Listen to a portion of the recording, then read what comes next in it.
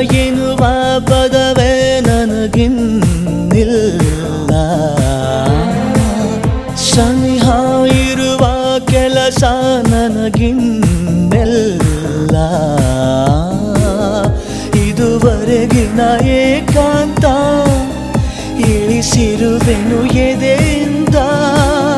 ತೂಕ ಹಾಕಿ ನೋಡು ನೀನೆ ನನ್ನ ಪ್ರೀತಿ ತುಂಬ ಜಾಸ್ತಿ. ನುಡಿಸಲೇ ಹೊಸ ಮಾತಿನ ಪದನಿಸ.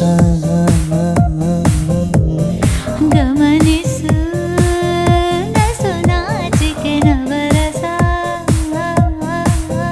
ಅತಿಯಾದ